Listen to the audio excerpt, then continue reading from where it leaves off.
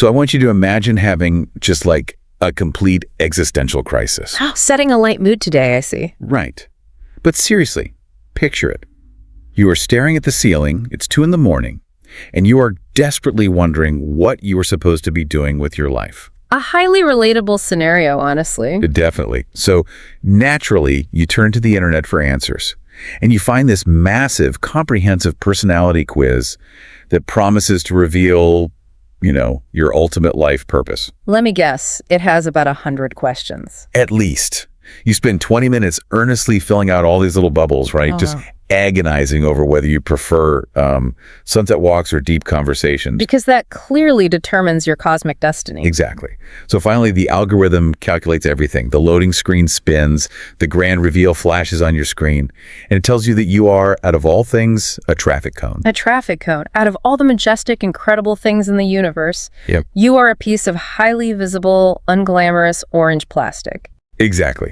And the most hilarious yet somehow painfully relatable part of this scenario from the research we've been looking at. This is from Beyond the Traffic Cone, Finding Direction in Meaningful Work, right? Yeah, exactly. The bad part is the detailed description the algorithm gave. Yeah. It actually said that as a traffic cone, you, and I quote, guide others safely through chaos, even if nobody thanks you for it. I mean, that is strangely poetic, actually. It is. But it's also incredibly sobering, when you're desperately looking for profound meaning at 2 a.m. Totally. The person who took this quiz sat there for 10 full minutes just staring at the screen, genuinely considering whether they are, like spiritually speaking, a traffic cone. Which is that's rough. And the absurdity really peaks when you realize that previous quiz results for this exact same person included being a lighthouse, a golden retriever, and somehow, inexplicably, the season of autumn. The season of autumn. How do you even... I have no idea. So welcome to today's deep dive. We are talking directly to you right now. Yes. Whether you currently feel like a lighthouse, a season, or a piece of orange plastic on the highway. Right. Our core mission today is to completely decode how you can find actual, tangible purpose in your everyday life. And we are going to do it without telling you to, quit your job, sell all your worldly possessions, and retreat to a silent mountaintop for a year. Which is such a relief, because I don't think I could handle the mountaintop. It's a vital distinction, really, because if we're going to talk about direction and meaningful work, we have to strip away the romanticized, heavy philosophical abstractions. Yeah, nobody has time for that. Exactly. You don't need a theoretical framework you can't actually use on a Tuesday morning. Yeah. We're going to focus on finding highly practical direction. And upgrading how we talk about this stuff, too. Yes. The mechanics of how we communicate our realities, specifically upgrading the language we use when we feel completely stuck, lost, or just fundamentally unsure of what we're doing. Okay, let's unpack this. Because if we all secretly know that these online personality quizzes are just, clickbait, why do we keep taking them? That's the real question. Like, why is the human brain so desperate for a computerized algorithm to hand us a neat little label explaining our existence? Well, it largely comes down to cognitive load. The human brain is incredibly efficient, which is really just a polite way of saying it's inherently lazy. Okay, rude but fair. It wants the path of least resistance.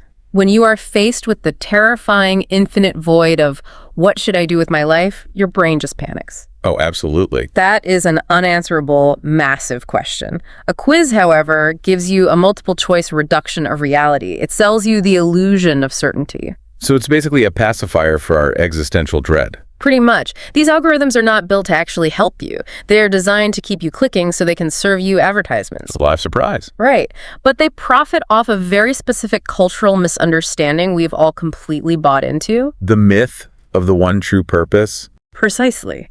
They sell the idea that your purpose is a singular, hidden, magical answer. Like a buried treasure. Yes. It's framed exactly like a buried treasure. Yeah. And the implication is that you were born with a treasure map, but you somehow lost it. And now you're failing at life because you haven't dug up the gold yet. Exactly. And I feel like the pressure of that is completely paralyzing. If you don't find this one perfect answer, you just feel like an absolute failure. It's isolating. It is. It's this terrible, isolating sensation that everyone else in the world got handed a detailed turn-by-turn GPS navigation system for their career and relationship. And you just got handed a traffic cone. Right. You get a cone and someone's just like, good luck out there in the chaos. That paralyzing pressure stems from a fundamental misunderstanding of the actual architecture of purpose. We tend to view purpose as a fixed destination. Like a spot on a map. Exactly, a geographical coordinate we have to arrive at. But biologically and psychologically, that makes literally no sense. Why not? Because the things that matter deeply to you at age 25, the things that ignite your curiosity and drive your ambition, are very likely not going to be the same things that matter to you at age 40. Oh, thank goodness. Or age 60, you know? Which is such a relief to hear out loud, It honestly. really should be. If your purpose hasn't evolved in 20 years, you haven't grown. Shifting priorities are not a sign that you have failed or lost your way. They're proof of adaptation. Yes, direction grows as you grow. The target is supposed to move. Wait, so I don't need to change the whole world by Friday? Because my Friday is already pretty busy. You can leave your Friday open. Oh, good. Yeah. The whole aesthetic of, like, summiting a peak to find yourself is exhausting just to think about. And for the record, I do not even own mountain shoes. Mountain shoes. Yeah, hiking boots, whatever they're called. Do I have to hike? Please tell me I don't have to hike to find meaning. You absolutely do not need mountain shoes. And honestly, the whole mountaintop narrative is actually quite dangerous. Really? How so? Because it conflates purpose with grandeur. It tells us that if our work isn't globally recognized or inherently heroic like saving rainforests or curing diseases, then it isn't meaningful. Which just dismisses like 99% of human experience. Exactly. Meaningful is a highly subjective metric. You know, it's funny you mentioned the buried treasure concept because I want to introduce an analogy here from the deep dive that completely rewired how I view this. Oh, let's hear it. So we treat purpose like it's a heavy chest of gold we have to dig up. And if you don't know exactly where the X is on the map, you can't start digging, right? Right, you'd just be digging random holes. Yeah, so you just sit there frozen, terrified of digging in the wrong spot and wasting your energy. But what if purpose isn't a buried treasure? What if it's a compass heading? A compass heading. I like that. Expand on how that changes the behavior. Well, a compass doesn't give you a treasure chest. It just gives you a direction. Let's say your compass points north. You can take one single step north, or you can walk 100 miles north. The scale doesn't matter. Exactly. The scale of the movement doesn't matter at all. You could just be taking out the trash. But if it aligns with your compass heading of, say, supporting your family, then it's purposeful. That's brilliant. It totally removes the paralysis because you don't need to know the final destination to just take one step north. If we connect this to the bigger picture, your compass analogy explains the exact mechanism of momentum. Purpose should move you, not freeze you. Right. When you have a compass heading, you can just start walking. Purpose can be found in incredibly quiet, ordinary things. Like what? Well, it could be teaching someone a new software program at work. It might be building a bookshelf carefully with your hands. It could simply be listening to a friend without interrupting. So it doesn't need a megaphone. Exactly. It just has to be meaningful. Right. And strictly defined meaningful simply means it matters to you. Just to you. It doesn't have to go viral on social media. No. It doesn't have to look good on a resume. Not at all. But this raises a very critical question. If we aren't climbing mountains and we aren't waiting for a lightning bolt of destiny to strike us, how do we actually locate this compass heading? Where does the direction actually come from? Exactly. How do we find it? Well, the research makes a very strong, almost aggressive pivot here. It argues that we have to stop overthinking in complete isolation. We have to start acting. Movement over meditation. Yes. Because staring at your ceiling at 2 a.m. wondering, what am I doing with my life, has literally never, in the history of humanity, solved anyone's life past. It really hasn't. In fact, midnight overthinking is a documented cognitive trap. Oh, really? Yes. When you are isolated and ruminating, your brain loops the same anxieties over and over. You aren't gathering new data. You are just recycling old fears. Which sounds exhausting. It is. That's what produces confusion. And ultimately, those desperate late-night traffic cone quiz results. Yeah. You are trying to solve a practical problem purely with abstract thought. So basically, you can't think your way into a new way of acting. You have to act your way into a new way of thinking. That is the core mechanism right there. Purpose becomes clearer after action, not before it. You have to try things, put your hands on the world, interact with people, and then carefully observe your own responses. You don't need the full blueprint. No, you do not need the full, complete answer before you start moving. You just need to start testing hypotheses. Okay, let's talk about what we are actually observing when we run these tests. There's a specific, highly relatable example we found called the losing track of time clue. I love this concept. So good. So imagine a totally ordinary situation. A friend comes over and their phone is completely glitching out. Now, at first, you might groan. I definitely would groan. Right, you complain and think, ugh, I don't want to play IT support right now. But then you take the phone, you open the settings, you start troubleshooting. And get pulled in. Yeah, and suddenly you look up and an hour has passed. Yeah. You completely lost track of time because you were so invested in untangling the problem. That dilation of time is not just a quirky psychological phenomenon. It is a massive neurobiological clue. What's actually happening in the brain there? When you lose track of time, you are entering a mild state of what psychologists call flow, or transient hypofrontality. Transient hypo what? Explain that to me, because it sounds like a medical condition. It does sound intimidating, but it's actually a highly optimized brain state. The prefrontal cortex, the part of your brain that handles complex decision-making, self-consciousness, and tracking time, literally powers down. Wait, it turns off. It becomes hypoactive, yes. Your brain is reallocating all that energy toward the task at hand. You stop worrying about how you look, you stop worrying about the past or the future, and you become entirely present. So when time disappears, it's because my brain literally turned off the clock to give me more processing power. Exactly. And this brings us to a critical vocabulary word we need to define: engaged. Engaged. Yes. When you are troubleshooting that phone and your prefrontal cortex quiets down, you are engaged. This doesn't just mean you are physically sitting in the room. You're not just like staring blankly at the wall. Right. It means you are intellectually and emotionally involved. You care about the outcome of the task, not just completing it to get it over with. Okay, so that's engaged, the experience during the task.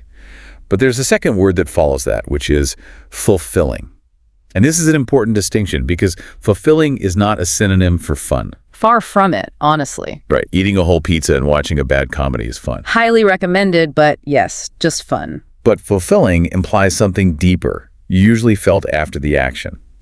It means that when the task is over, even if it was frustrating, even if it was difficult or exhausting, you look back and you feel a profound sense of satisfaction. You feel that the energy you expended was truly worth your time. That's the perfect way to delineate them. Engagement is the active state. Fulfillment is the residual state. Yes. And when you start stacking enough of those engaged, fulfilling moments together over months and years, you approach the third stage. Which is a calling. Exactly. A calling. But again, just to be clear, not a mystical calling from the clouds with harps playing. No harps. A calling in this practical framework is simply something you feel strongly pulled to do. It grows slowly. It doesn't arrive as an epiphany. It accumulates as a habit.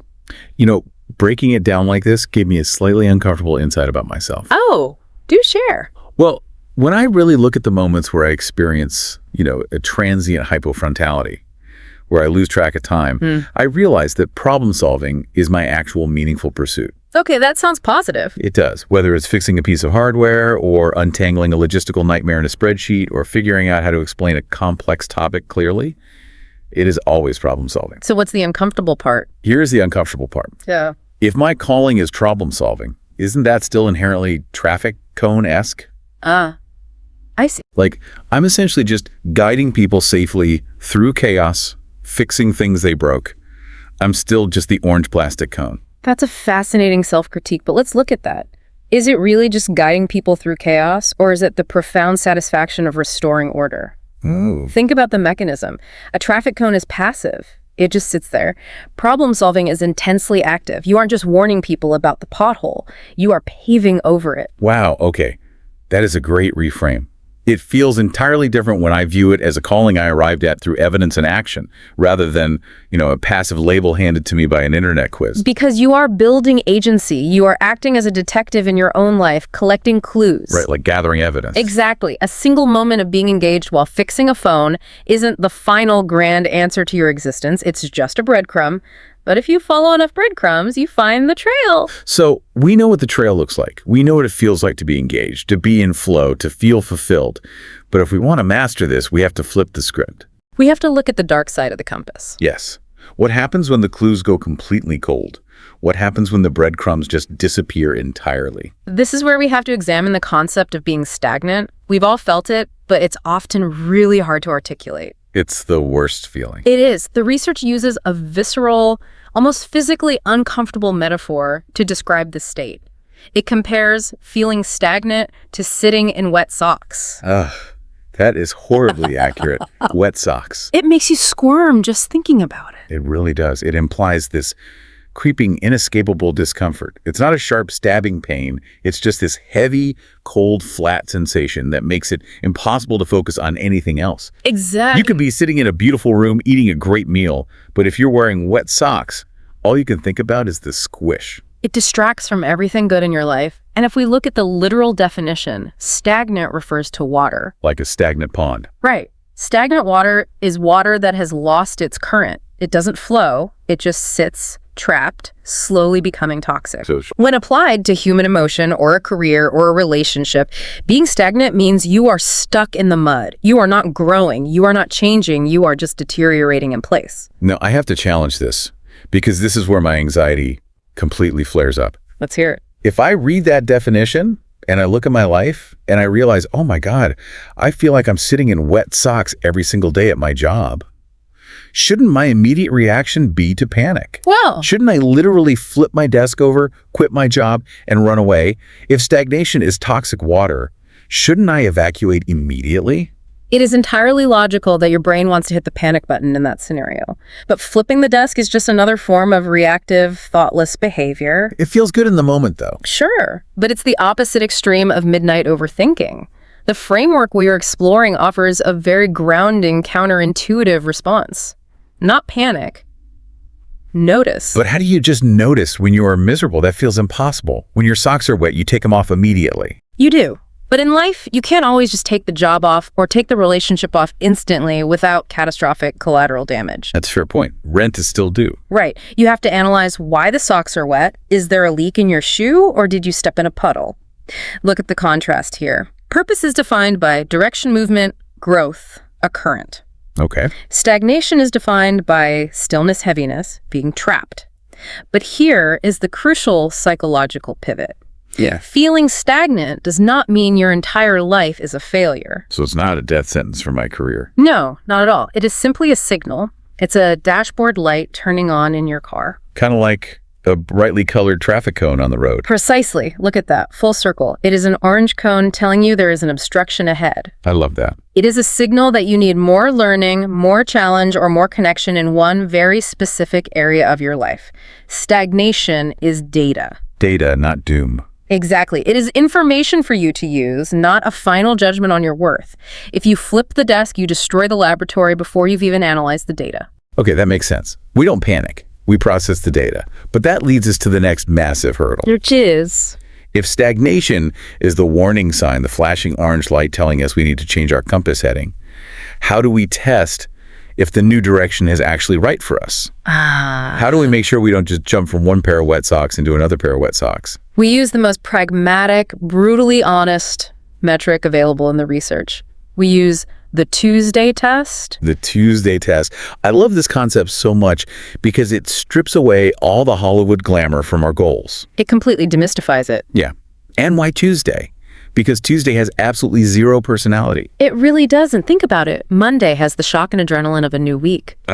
Wednesday is hump day. You are halfway there. Thursday is Friday adjacent, and Friday has the magnetic pull of the weekend. But Tuesday's just Tuesday. Tuesday's just an ordinary, grinding, momentumless day. It's the truest day of the week. Our dreams are fun to think about. We love imagining the finish line, But ordinary days tell the absolute truth of our lives. They do. Purpose isn't about the exciting big achievements. It's not about the ribbon-cutting ceremony. It's about whether the actual granular work feels worth doing on a random gray Tuesday morning. To really understand how this works mechanically, I think we should walk through this together. Yes, let's actually test this right now. Yeah. If you're listening to this, I want you to play along with us in your head. A little thought experiment. Exactly. I am going to play the role of the dreamer. I am going to romanticize a goal. Let's use a classic example. Becoming a teacher. Okay, a very noble goal. As the dreamer, I am picturing the end of the school year. I am fundamentally changing lives. The students are standing on their desks reciting Walt Whitman. There are tears. There are standing ovations. They are thanking me for unlocking their potential. Very Dead Poets Society. Right. It is purely glorious, deeply meaningful, cinematic work. Okay, and I'm going to be your reality check. I am the Gritty Tuesday reality. Bring it on. While you are imagining the cinematic standing ovations, I am looking at the actual literal tasks you have to execute.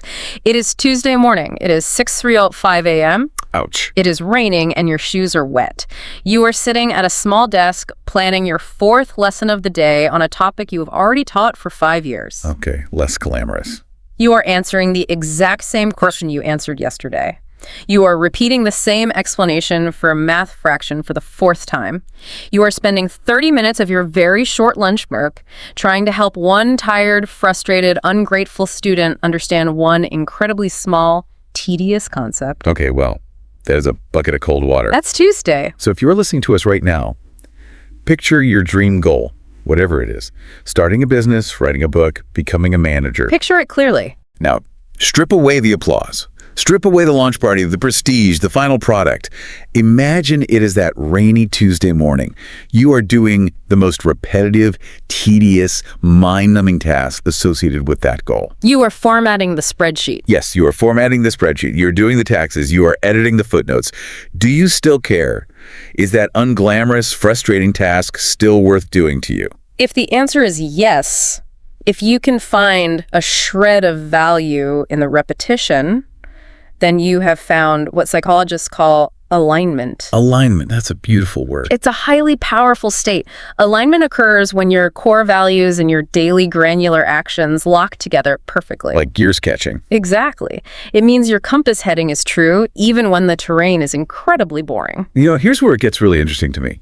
Because knowing all of this, having these profound realizations about flow states and the wet socks of stagnation and the brutal honesty of a Tuesday, it brings up a totally different, almost mechanical challenge. The communication piece. Yes. How do we actually communicate this to other people? Or even to ourselves? You're talking about the communication gap. I am. There is this tragic phenomenon that happens to literally all of us. You spend weeks feeling stagnant. You are wrestling with your compass heading. You have these deep, complex emotions about alignment and purpose. A lot of internal heavy lifting. Tons of it. And then a friend or a manager looks at you and asks, "Hey, how are you doing? How's work?" And what do we say? We shrink. We shrink. We say, "Oh, fine, surviving, nothing much." We take this massive existential reality and we crush it down into a meaningless, flat sentence. We do that because translating complex emotions into spoken language in real time requires a massive amount of cognitive energy. Which we don't have. No, especially not then. When your brain is already fried by feeling stagnant, trying to invent the perfectly articulated response on the spot is exhausting. So you default to, "I'm fine." It's just easier. It is. But the danger of linguistic determinism is that the words you use shape your reality. If you constantly say you are fine or stuck, you internalize that identity. You become the traffic cone. So we need a scaffold. We need a framework to help us communicate when our brains are too tired to invent the words. Exactly. And the research highlights that this is a structural problem that requires a structural solution. There's a fascinating tool we were looking at in the text called the English Leap Answer Builder. Right? I saw that. It is essentially a linguistic framework designed to cure this exact problem of shrinking your ideas. It's built to help people construct confident, nuanced answers to 40 of the most common everyday questions using structured formulas. So it provides the architecture so you don't have to build the house from scratch every time someone asks how you are. Right. And practically speaking, it's highly accessible. It comes in 5 modules, available in PDF or EPUB formats, and it's incredibly cheap, around $3.49 for the whole thing. Wow, that's nothing. Or it's included entirely if you are part of their Fluency Club. But the cost isn't the point. Right. The point is the psychology behind having a system. Having pre-built, confident vocabulary removes the cognitive load. It frees up the brain. Yes.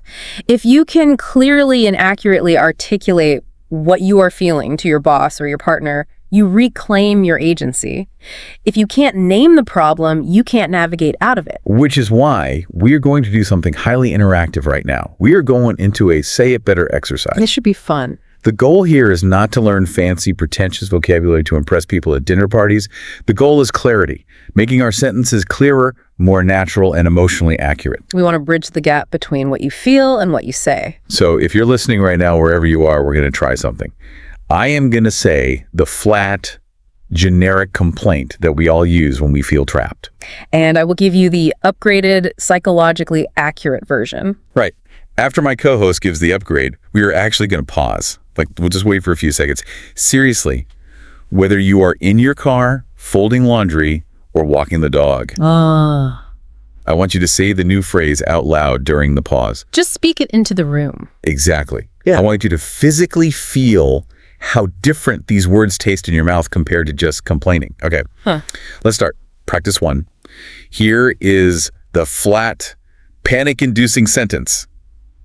I don't know what to do with my life. Here is the upgraded version. I'm still trying to find direction.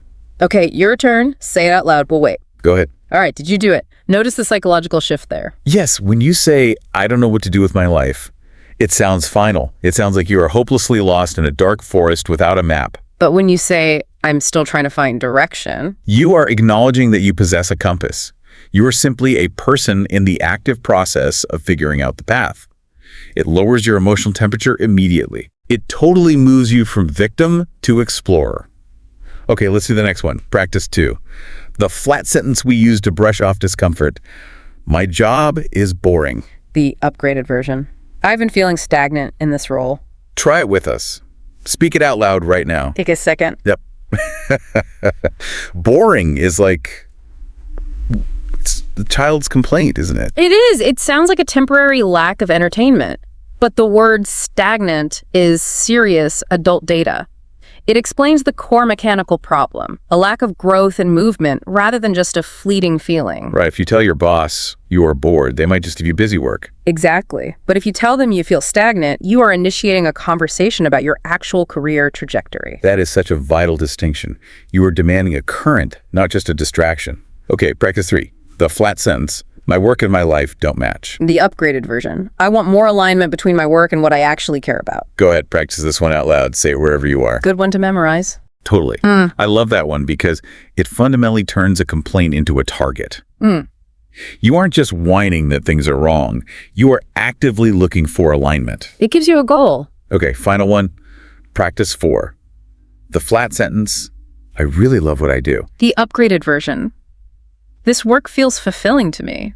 Last one. Say it with us right now. We're listening. Okay, so what does this all mean? Why did we just have you talk to yourself in your car for 5 minutes? Because changing the vocabulary we use doesn't just make us sound more articulate.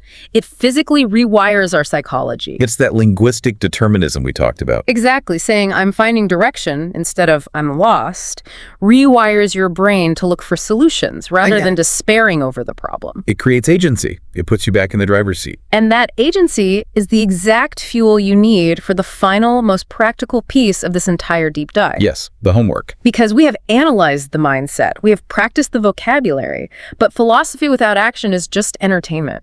What is the actual tangible homework for the listener this week? We have a challenge for you. It's called the 7-Day Evidence Challenge. For the next 7 days, your task is incredibly simple, but requires discipline. You're going to write down exactly 2 moments each day. Moment 1, a time when time passed quickly. A moment of transient hypofrontality. A moment when you felt interested, engaged, and in flow. Right. And moment 2, a time when time dragged miserably. A moment when every single minute felt heavy, draining, and stagnant. And there is a golden, unbreakable rule for this challenge. Do not judge the moments. Oh, this is the hardest part. This is critical. Cognitive biases, especially confirmation bias, will try to ruin this experiment. You will desperately want to write down things that sound impressive. Right. You'll want to write, I felt engaged while leading the high-stakes strategy meeting, because that sounds like a good professional calling. But if the truth is that time flew while you were aggressively organizing your chaotic junk drawer at home, write that down. If time dragged during the most prestigious, high-paying part of your job, you must write that down. You are not a judge in this exercise. You are an objective anthropologist studying a fascinating species, yourself. Just collect the moments like cold, hard evidence. What's fascinating here is what happens at the end of the week when you compile that evidence. Yes, the patterns. After 7 days, undeniable patterns will emerge. You might realize that you feel most alive and engaged not when you are leading a team, but when you are deep in solitary research. Or maybe it's the exact opposite. Maybe you realize you light up when you are explaining concepts to novices. You will clearly see your compass headings. And just as importantly, you will see exactly what creates that wet sock feeling of stagnation. It really takes all the pressure off, doesn't it? It completely does. Because purpose rarely arrives as a lightning bolt from the heavens that knocks you off your feet. It appears as a quiet, steady pattern in your daily data. And a pattern is something you can actually follow. It is a profoundly forgiving, sustainable way to look at our lives. It really is. So let's pull all of this together and distill exactly what we have uncovered today. That's like a plan. Purpose is not a fixed, singular destiny. It is certainly not a clickbait algorithm telling you that you are a piece of orange plastic meant to suffer in the chaos. Thankfully. Right. Purpose is simply a direction, a compass heading. It requires you to stop overthinking in the dark and start taking messy action. Movement over rumination. Exactly. It requires an honest, non-judgmental analysis of your stagnant feelings, treating them as data rather than failure.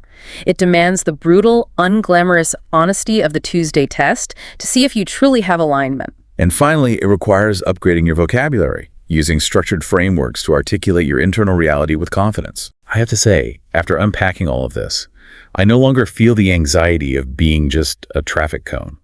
I feel like an active participant. I feel like a person collecting clues. Which is the ultimate upgrade in how you navigate the world. You are no longer waiting to be told who you are. You are discovering who you are becoming. Exactly. Now, I want to leave you with one final provocative thought to mull over as you transition back into the rest of your noisy day. Leave them with something to chew on. Yeah. We've established that purpose can be found in the mundane, repetitive reality of an ordinary Tuesday. But if that is fundamentally true, what happens if we stop looking for a destination altogether? Oh, wow. What if, starting tomorrow morning, we began treating purpose not as a buried treasure we have to dig up once and keep forever, but as a daily muscle? A muscle that we just have to wake up and exercise, stretch, and strengthen every single day. That completely shifts the burden of a well-lived life. It does.